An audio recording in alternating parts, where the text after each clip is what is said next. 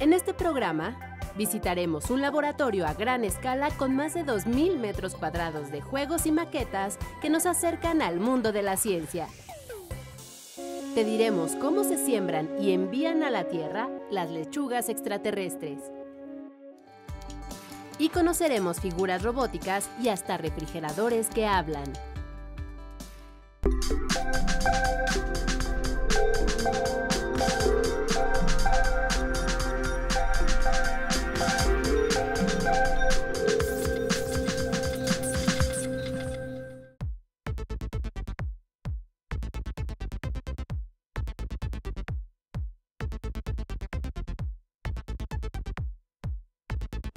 Bienvenidos a Factor Ciencia, soy Rafael Guadarrama y los saludo desde el Parque Tezosomoc en la delegación Azcapotzalco, al norte de la Ciudad de México. Estamos visitando el Museo Tezosomoc, que pertenece al Centro de Difusión de Ciencia y Tecnología del Instituto Politécnico Nacional, el CEDICIT. Aquí vamos a recorrer las salas y vamos a vivir una experiencia divertida, acompañados por supuesto de ciencia y tecnología. Esto es Factor Ciencia, comenzamos.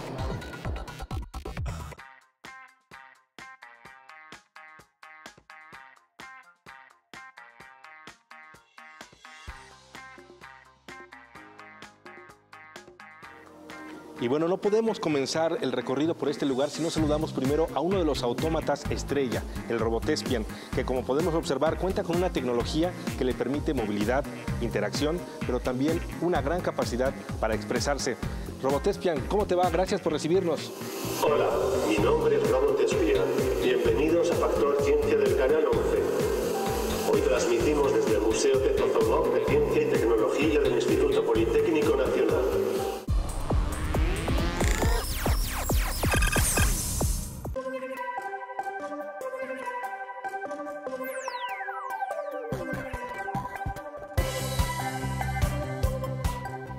Los humanoides son robots con apariencia muy similar a la de los seres humanos. Estos aparatos son capaces de replicar nuestra voz, la forma en la que nos movemos, incluso cómo interactuamos. Pero el parecido de este tipo de robots no solo es su exterior. Más allá de lo físico, sus sistemas internos están inspirados en la fisiología humana.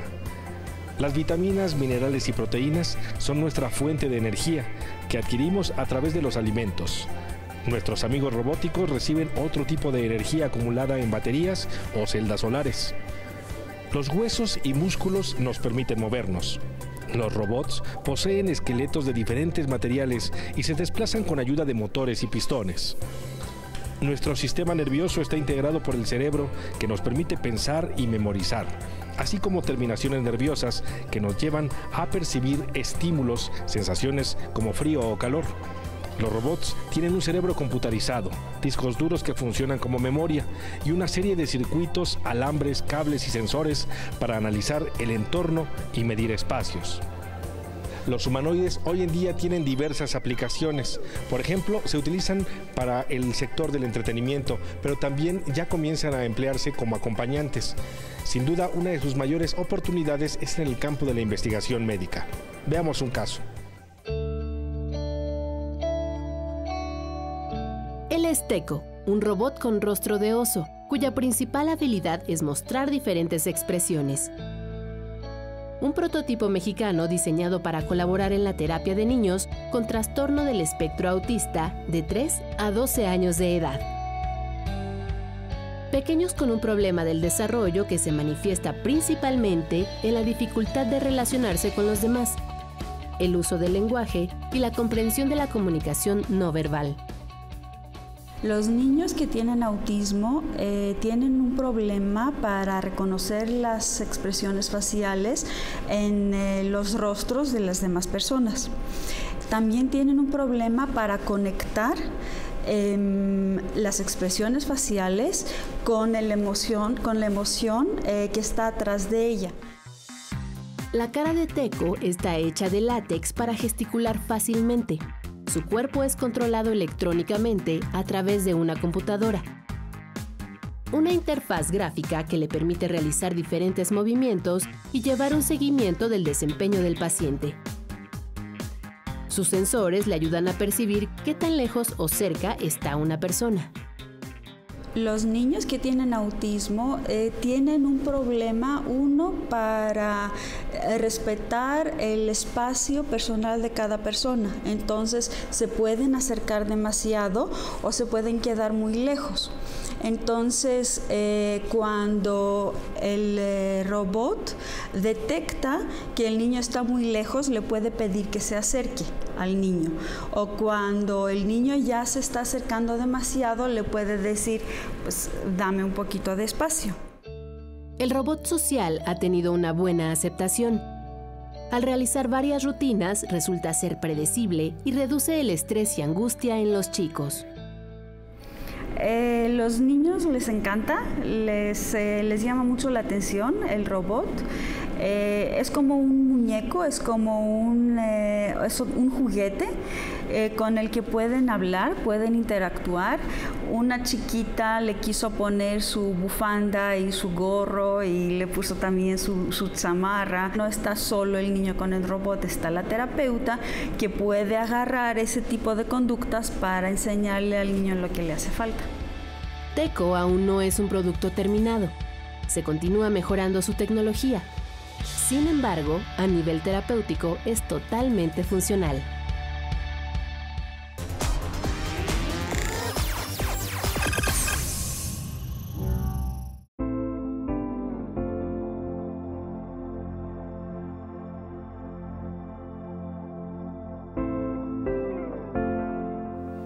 Este espacio está dedicado a crear conciencia sobre el daño que hemos causado no solamente en los recursos naturales, sino en todo nuestro planeta, particularmente en las zonas urbanas. Cada vez es más frecuente la creación de huertos caseros, azoteas y muros verdes, como una forma de reducir el dióxido de carbono que emitimos a la atmósfera, proporcionar oxígeno y regular la temperatura. Estas nuevas áreas verdes son estaciones de paso para aves e insectos que, además de encontrar alimento y refugio, ayudan a polinizar las plantas y flores, conservando la biodiversidad del pequeño ecosistema. Este tipo de ecotecnias no son nuevas. Surgieron en Alemania en la década de los 60 del siglo XX. En México comenzaron a aparecer a partir del año 2010. Y por sus múltiples beneficios, se espera que en un futuro cercano sean parte de nuestra cultura ambiental. Pero no solo se cultivan nuevas áreas verdes en macetas, en traspatios, en azoteas. Este tipo de ecotecnias también están llegando más allá de nuestras fronteras. Están llegando al espacio.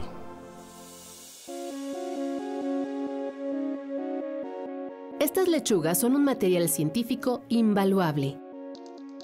Fueron cultivadas y cosechadas a 400 kilómetros de la superficie terrestre en la Estación Espacial Internacional, como parte del experimento Veggie de la NASA. Los astronautas ajustaron las condiciones necesarias para hacer posible el desarrollo de las lechugas extraterrestres. Emplearon cámaras de crecimiento donde supervisaron su comportamiento en microgravedad. Les dotaron de almohadillas con los nutrientes necesarios, como ocurre con otras técnicas hidropónicas.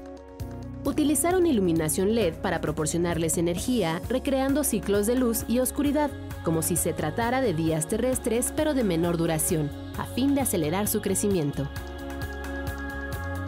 Al obtener el tamaño deseado, solo cortaron unas cuantas hojas. El resto de las lechugas quedó intacto para su mayor crecimiento y cosechas posteriores. Parte de las hojas fueron congeladas en cámaras de nitrógeno para enviarlas a la Tierra. Otras las consumieron en la estación espacial, lo que nunca antes había ocurrido. Unas gotas de vinagreta permitieron festejar el avance de la agricultura espacial.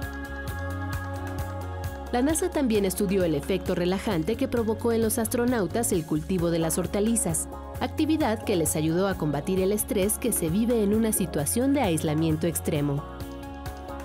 El proyecto Veggie abre la posibilidad para que futuras tripulaciones cultiven sus alimentos y puedan sobrevivir en viajes largos o en la colonización de planetas.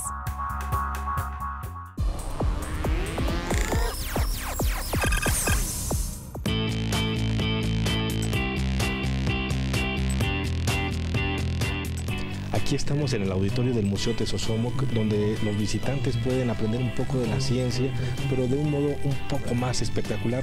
Te invito a que veamos un fragmento del show de la ciencia aquí en el Museo Tezosomoc. Tenemos una caja por aquí llena de basura.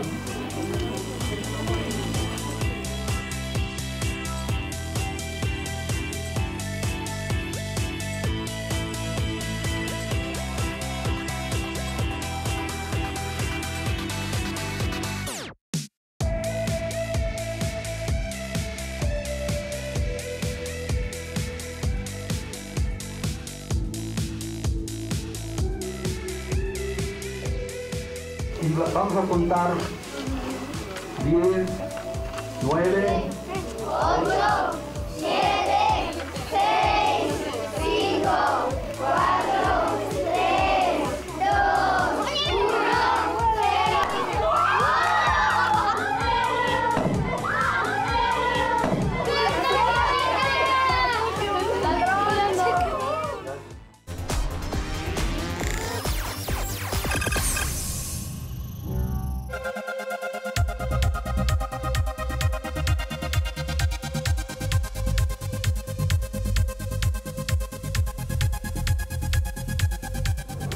Ahora vamos a hablar sobre un fenómeno natural que sin duda nos genera mucho estrés, pero también es muy interesante de analizar, que son los sismos.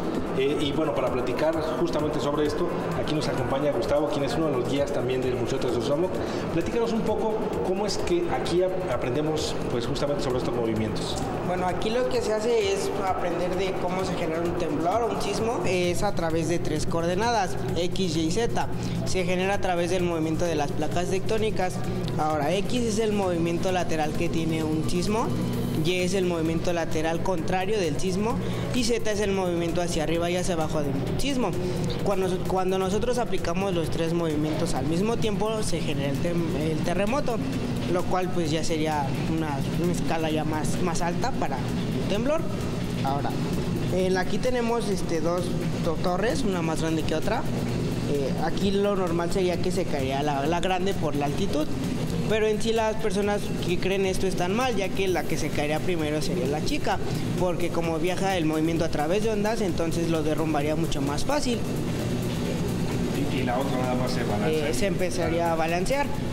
Se caería, también se podría caer, pero se caería con más tiempo, se tardaría más. Oye, Gustavo, ¿y por qué es importante estudiar los sismos o conocer sus movimientos? ¿Eso para qué nos ayuda a la vida cotidiana?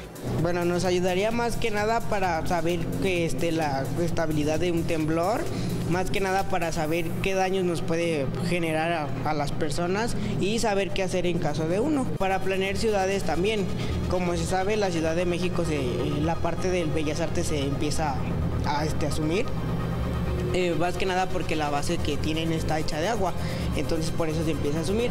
Gustavo, pues muchas gracias por platicar con nosotros. Vamos a continuar recorriendo el museo.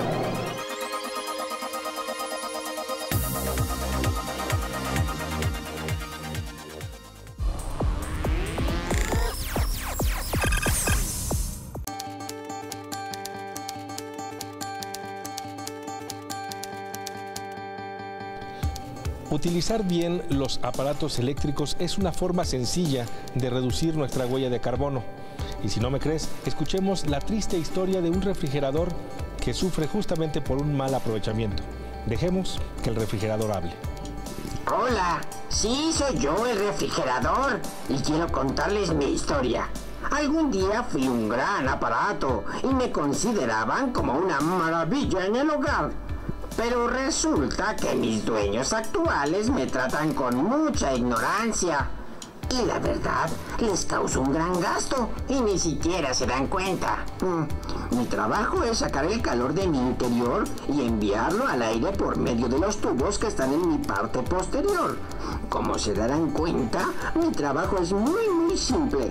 Pero los usuarios me hacen las cosas bastante difíciles.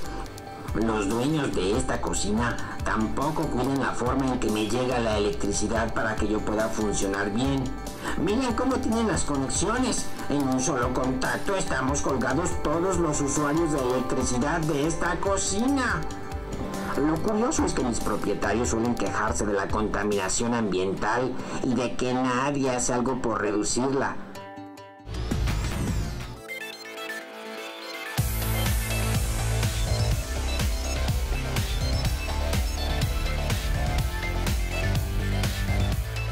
Aquí, por ejemplo, podemos observar cuánto tiempo nos tardamos en reaccionar a partir de un estímulo auditivo. Vamos a probar este primero.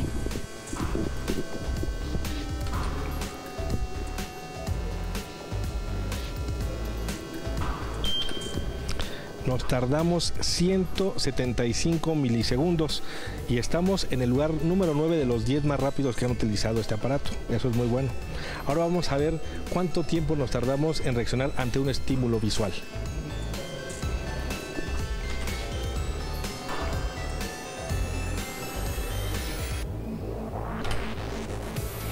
Bueno, al estímulo visual yo tardé 246 milisegundos y estoy pues muy lejos de los 10 primeros resultados. Y ahora vamos a probar el último estímulo, que es el estímulo del tacto.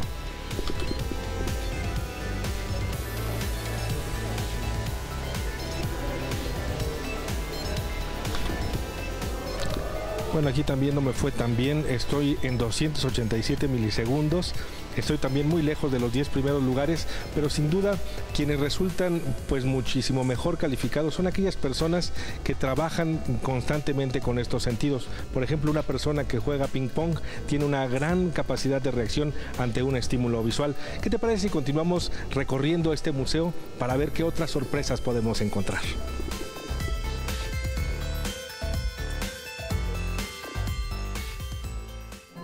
Muy bien, pues estamos ahora en una parte del Museo Tesosomoc donde podemos aprender un poco sobre las energías renovables y que son muy útiles debido a los problemas actuales como el calentamiento global. Aquí podemos observar, por ejemplo, cómo se aprovecha la radiación del sol y sobre esto nos va a platicar un poquito Adrián, quien es uno de los guías. Platícanos, Adrián, ¿qué es lo que podemos encontrar aquí en este lugar? Bueno, en esta exhibición vamos a tener lo que son las energías renovables, como tú dices. En este caso, las energías de las celdas fotovoltaicas, que son esas que tenemos de ese lado. Ajá. Esas dos placas que tenemos ahí van a aprovechar la luz del sol, que en este caso la estamos simulando por una lámpara. Esta energía se va a almacenar en esas dos capacitores que tenemos ahí. Van a simular que son unas baterías. Ok, después vamos a distribuir esa energía para poder tener un sistema de alarma, en este caso. Sí, yo tengo aquí la... Ok, un sistema de bombeo de agua, que sería como una cisterna. Y por último, el uso que es más común sería para las luces en una estación. Bueno, Adrián, es importante decir que este tipo de tecnologías no necesariamente serían cargo de toda la electricidad, ¿verdad? Ajá, como dices, no va a ser un sistema en el cual nos vamos a fiar, porque esto tiene sus desventajas. Una ventaja sería que la energía se va perdiendo demasiado rápido. Ajá, entonces sería como un sistema de respaldo para que el recibo no llegue tan caro. Pero tiene otras ventajas, es que no emite ningún tipo de contaminante. Exactamente, va a ser una energía sustentable, una energía limpia, que sin necesidad de andar quemando un combustible, vamos a poder aprovechar lo que es la energía del sol. Muy bien, Adrián, pues muchas gracias por platicar con nosotros.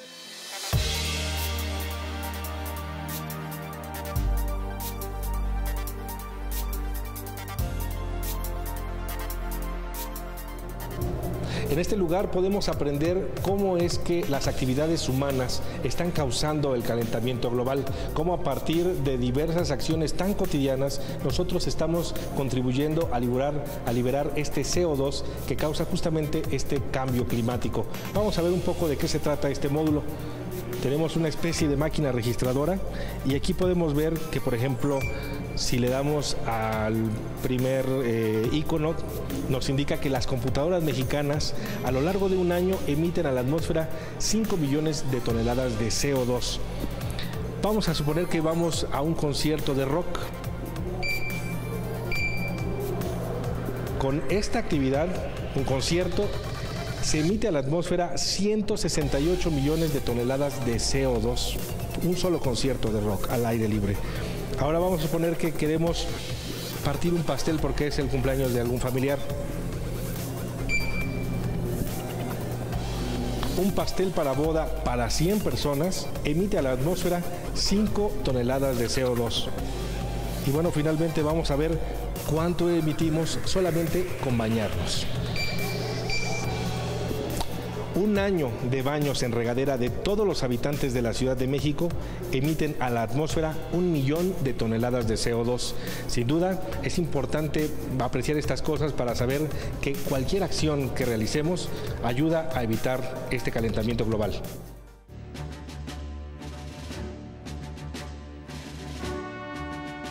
Para Don Quijote, el famoso personaje del escritor español Miguel de Cervantes Saavedra, estas enormes estructuras fueron gigantes a los que tuvo que enfrentar en una desigual batalla. Son molinos de viento, máquinas cuyas aspas o palas son movidas por la fuerza del aire para producir energía mecánica y triturar granos u obtener agua. Estas antiguas turbinas eólicas se renovaron en los años 80 del siglo XX. Conservan su mismo principio, solo que ahora se aprovecha el poder del viento para producir energía eléctrica. Hay ciertas empresas que ya están empezando a trabajar con este tipo de energía. ¿Por qué? Porque es limpia, es amigable con el ambiente, no produce emisiones de CO2, que eso en la actualidad es algo muy importante. Construir con material reciclado estas fábricas de electricidad ecológica es parte de la formación de los futuros ingenieros en energías de la Universidad Politécnica de Francisco I. Madero en el estado de Hidalgo. Bueno, nosotros utilizamos materiales prácticamente de desecho que nosotros encontramos normalmente en nuestras casas. Nosotros utilizamos estos materiales para darle no solamente el término de sustentable al proyecto, sino también de ecológico. Algunos de los materiales que nosotros utilizamos fue tubo de PVC de 8 pulgadas, pedacería de tubo de aluminio reforzado, algunos tornillos, algunos utilizamos lámina para la góndola, utilizamos un generador de automóvil. Pero, ¿cómo funcionan estas fábricas de electricidad? Un punto clave son las aspas que giran por la energía cinética que producen las corrientes de aire. Bueno, estas palas van fijadas a esta pieza que se le conoce como buje. Van ensambladas a manera de que sea un solo giro. Esta pieza que se llama buje está conectada a lo que se le conoce como eje principal, que es lo que se encuentra dentro de nuestra góndola.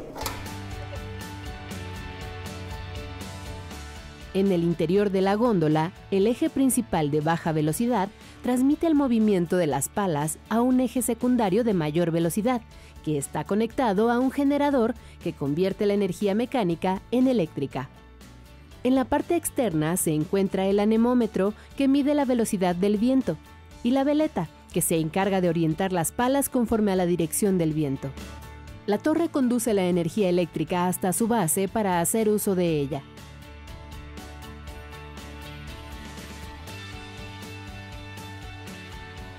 Los aerogeneradores que han diseñado no son tan sofisticados como los industriales. Sin embargo, cumplen con todos los requisitos para su correcta operación. Lo que se les enseña a los jóvenes es dependiendo de la necesidad. Se sacan cálculos para generar la electricidad. Necesitamos cálculos, ver cuánta velocidad corre, qué es lo que se va a alimentar. Y en base a eso se hacen los cálculos para sacar las palas y el rotor que se necesita.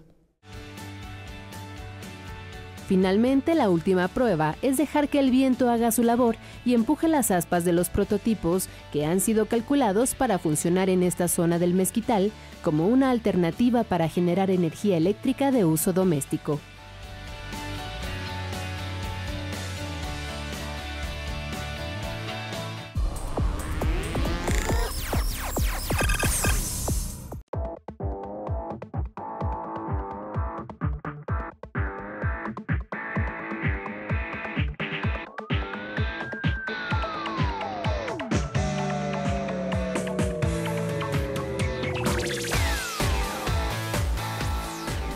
Espero que hayas disfrutado de este programa. No olvides seguirnos a través de nuestras redes sociales en Twitter y Facebook. Nosotros continuamos investigando lo que sucede en el mundo de la ciencia y la tecnología para llevarlo hasta tu pantalla. Yo soy Rafael Guadarrama y bueno, no nos podemos despedir del Museo Tesosomoc sin antes decirle adiós a Robotespian. Hasta luego, Robotespian. Gracias por ver nuestro programa del día de hoy. Recuerda que se transmite los lunes a las 7:30 de la noche. Recuerda visitar el Museo de Zozomol de Ciencia y